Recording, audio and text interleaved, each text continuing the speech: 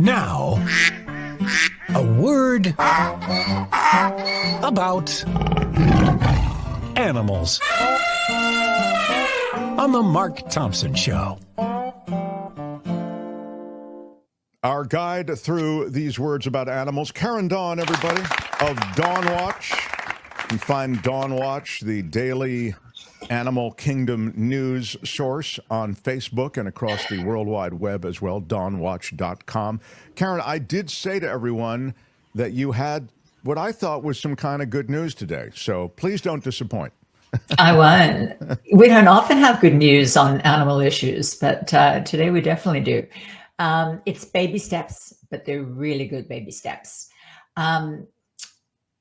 In Virginia, a bill has just passed the Senate. And the most exciting thing and why it's really good news is that it passed the Senate unanimously. And that's the really exciting thing that's happening here, that animal issues, animal rights is becoming a true bipartisan cause. The bill has passed the Senate that says that animal testing facilities that are government funded have to make the primates they have used, who they haven't killed, who didn't die in the experiments, available for sanctuaries to take in. And to some of us, that's just such a duh, like, of course that should be, but that just is not how it has been for decades. And it's funny, I sent, that's the bill we have there. And I mentioned that it's a bipartisan bill. It was introduced by Senator William Stanley, a Republican. And, but all the senators voted for it. Of course, it has to go through the House and be signed by the governor. But when you've got something that has unanimous support, you rarely have a situation where it won't go through. So you have it sometimes, but not often. So it's happening. It's something I wrote about. It's funny. I think, my book is called Thanking the Monkey, Rethinking the Way We Treat Animals. And that title, besides being saucy, actually came from one of the sections which dealt exactly with this topic. So it's very dear to my heart. It talks about a monkey named Felix who was in a lab and he was being used for Parkinson's experimentation.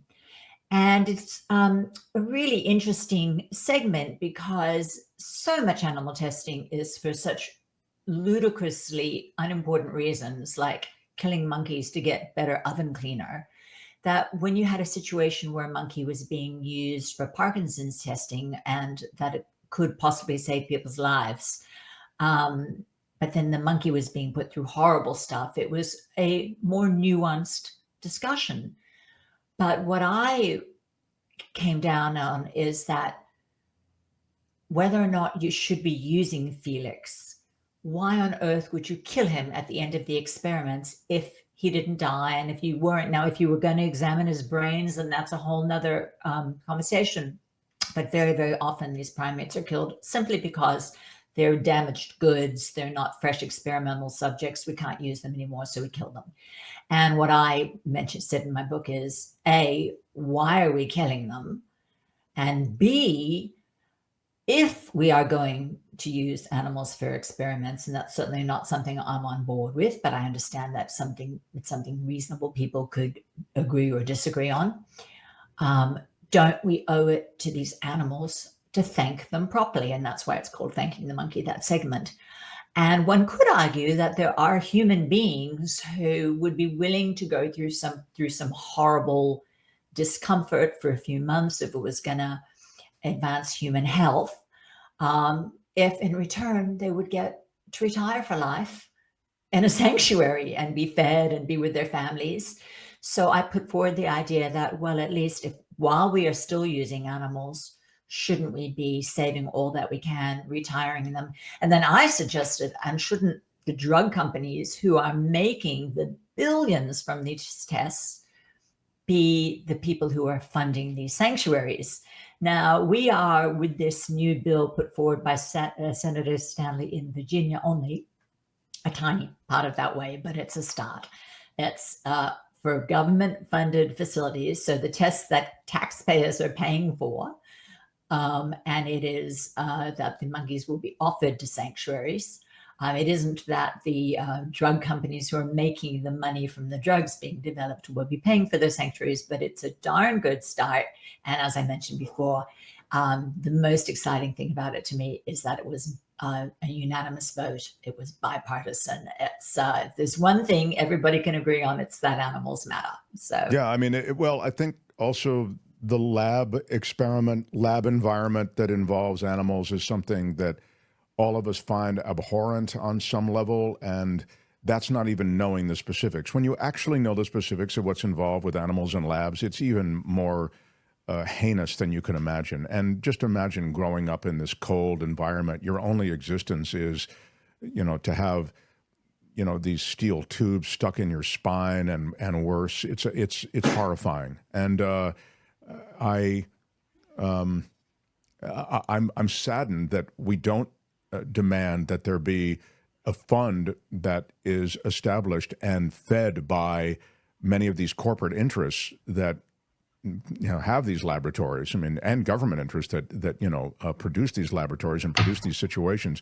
that there isn't a fund to help with the next step, which is sort of rehoming these creatures. But make no mistake about it, and then I'll move on. I don't mean to always be the negative Nelly on things, but make no mistake about it, most of these animals don't survive. Okay, so we're talking about, and you can take me on this, I'm sure, as you would love to, and you will. But the reality is, Karen, look at the numbers. Look at the numbers of beagles that survived the process. Look at the number of monkeys that survived this process. And the reality is many of them do not. A large percentage of them do not survive the process of, and I extend that all the way down to mice, to lab mice. So you can tell me that many of them do, and I'm sure many of them do, but I think a large chunk of them do not. The reason most of them don't survive is that they are used over and over again until one of the experiments kills them. So again, I am not a fan of animal testing because, as I often say, I believe in a circle of life rather than a hierarchy of life. And there's nothing more hierarchical, say that for me, please, Mark, than subjecting another species to experiments to further our own. So I'm not a fan.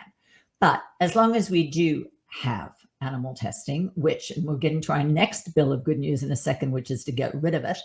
But as long as we have it, we could do so much better. And if, like you mentioned, the way that these animals are kept in their horrible existence, and the only thing they come out of their cages for is to be poked and prodded and tortured. Now, the testing itself is horrible, of course. But you know what? If we had more money going into this, if the billionaire, multi-billion dollar drug companies were paying appropriately for these tests rather than taxpayers paying for them, there's no reason the animals need to be kept in horrendous conditions, while they're going through these experiments. And again, after the experiments, we could retire them beautifully. And I'll tell you what, if we had a law saying that they had to be retired beautifully and the folks making billions from them had to pay for it, there'd be a lot less animals used. The reason they do these tests is because the animals are expendable. They can get them, they can use them, they can use them again and again and again. Whereas if they're only allowed to be used for one experiment and then had to be retired, things would go quite differently, and we would have the majority of them surviving the experiment. So that's, to me, just the fact, again, it's baby steps what's happening here, that it's only primates. What about all the other animals? They suffer horrendously too. And that it's at the moment government, funded facilities, so taxpayers aren't paying for the torture that with the animals having to be killed. And only because it's the theme of the day, I will tell you that Neuralink tortures these animals on a level that is just, I can't think of any in the world of animal cruelty, and it's an immense one, and it's punctuated by some of the most heinous scenes you could possibly conceive of. But I can't think of anything quite as heinous as what they do with Neuralink, or it's right up there anyway. It violates all laws, and that's why they took it to private facilities, because they were in violation of so many animal welfare laws. Neuralink, Elon Musk's company, with all this promise, it will make a blind man see. Yeah. I'll join you on the Neuralink bash there. And, I was mortified when Phyllis, what's her name? Phyllis Fong, she was the Inspector General of the U.S. Department of Agriculture. She was actually in charge of prosecuting or investigating Musk for animal cruelty with the monkeys used for Neuralink. And she was marched out of her office a few days ago. And that was pretty distressing.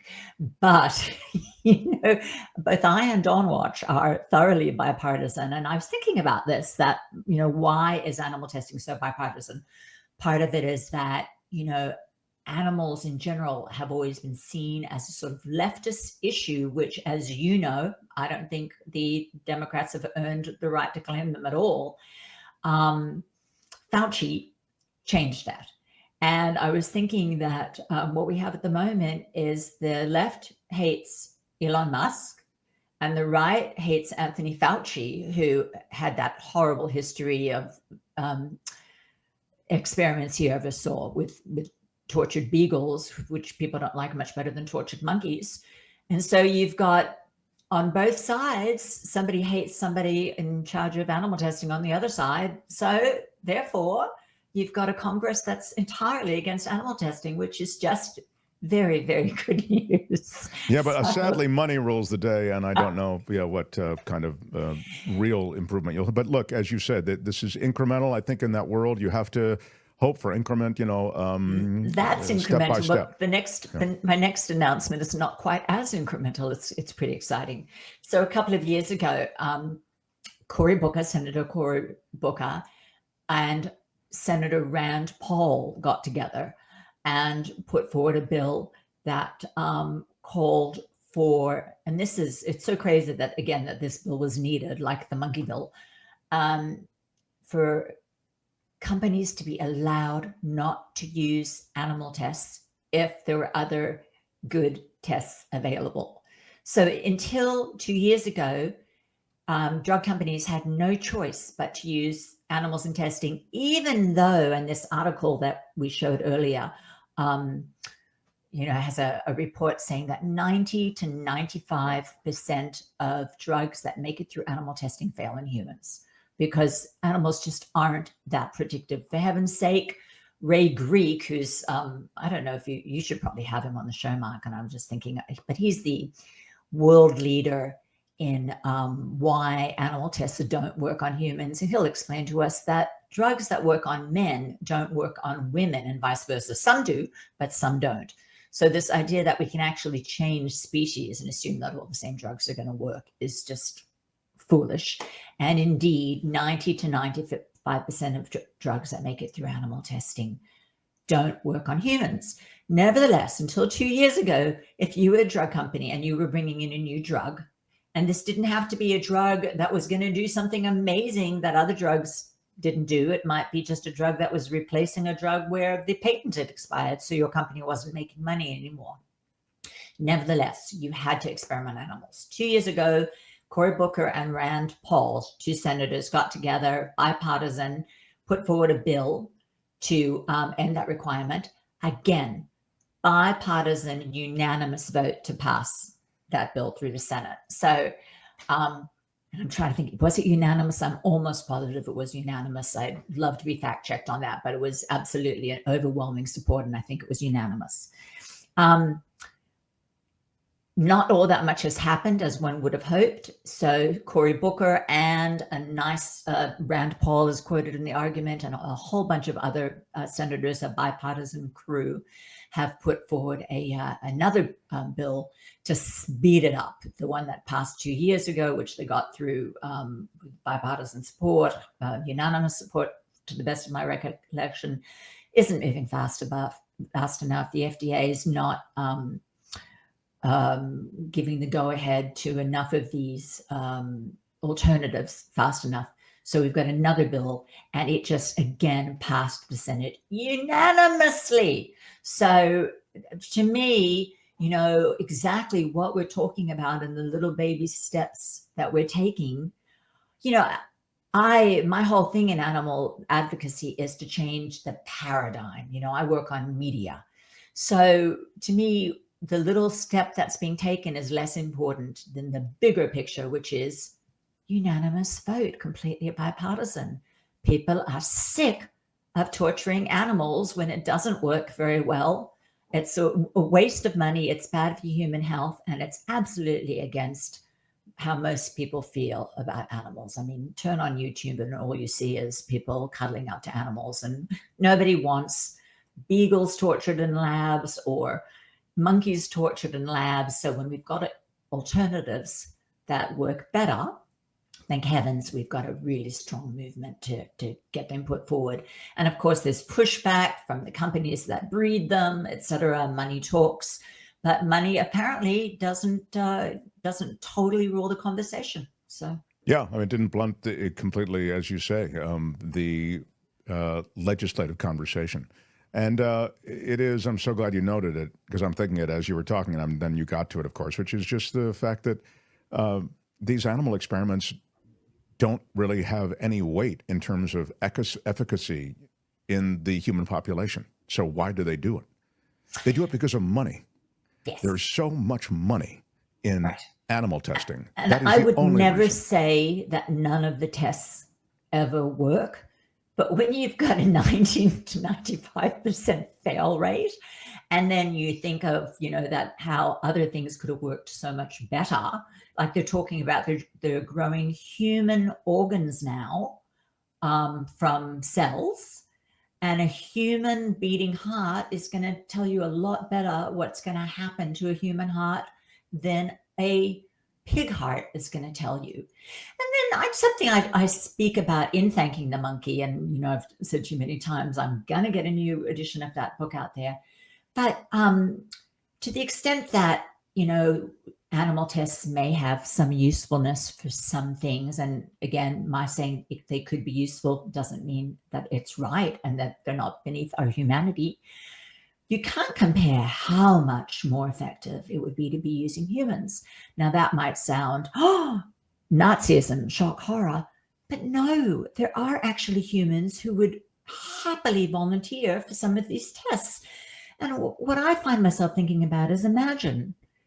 Oh, and something else I sent over to Tony, and this is relevant to what I'm about to talk about with space exploration. But USA Today has a story in today's paper that it's the 60-something, some anniversary of Ham, a primate who was sent up into space. There he is, the poor little guy. He was sent up into space in 1961.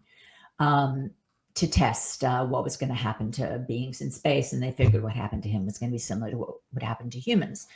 Now, folks watching that photo, don't worry, Ham did not die. A lot of dogs, etc., who went up were killed, but Ham actually made it through the experiment. And I was reading and I was like, yay, Ham made it through, and he was retired to the National Zoo in Washington, D.C. Then I was mortified to read that he spent 17 years there alone. But the good news is that we're getting better about things like that. We don't keep monkeys alone in the zoos anymore. Yeah, they're social creatures. So absolutely. So that was crazy. But where I was going with this is, Ham didn't want to go into space and do these experiments. Whereas imagine if you were diagnosed with pancreatic cancer and you knew you had fourth stage and you had some months to live. And how many people donate their bodies to science? Imagine if your nerves are working just fine or your balance is working just fine. And instead of sending somebody like Ham up into space, you could volunteer to go up into space knowing that, you would have in the last few months of your life the kind of experience that billionaires pay millions and millions to have. I mean, there are ways around these things. I'm thinking of also death row prisoners who could get commuted to life in prison instead if they were willing to test some drugs. There are things you can do which don't involve horrendous cruelty to people. They involve, and I'm not for a minute saying let's pay people lots of money so that we only experiment on poor people, but there are people who are dying anyway who might choose to volunteer in ways that could help humanity in ways that, other species simply have not volunteered. And so these are things that I think we need to explore. And at least with a bill passed unanimously saying, hey, can we allow these animals not to be killed? We're off to a start. Sure. And I just That's great. That's great stuff. It out there. Karen Dawn can be found at DawnWatch. DawnWatch is the daily animal world news watch, dawnwatch.com. And across Facebook, she's got a very big Facebook following. And I look sort of at that Facebook following. I say, well, why don't we have a big Facebook following? I don't think we have any Facebook presence at all. So every time I say Karen Dawn's got a big Facebook following, I think, and how come we don't have one again? I don't know, but we don't. So we have to be happy with Karen's following. DawnWatch. I think the newsletter is where people who are seriously interested in these issues, if they go to dawnwatch.com and they sign up for the alerts, I send out pretty much every Sunday night or Monday morning a weekly update of everything that's going on in the media. And I think it hits your inbox and it's terrific. Yeah, it really is. Great. I want to talk to you next month. It will still be topical, even though the fires have just wrapped. In some ways, they continue because the cleanup and even the continued threat is present. So we'll get into that next time. But I mentioned to you the day after I saw you last, our old house burnt down, and I'd certainly love to talk about that in the wildlife. Yeah, area. her old house burnt down. My neighborhood burned. So we know a lot about the world of fire, and as it relates to animals, it's some important subjects. So. Thank you, Karen. Appreciate you. Karen Dawn, everybody. Hi, it's Mark, and I thought that was great. Hit the notification bell. You'll know whenever there's a new video being dropped, and please subscribe to our channel to help us save the universe.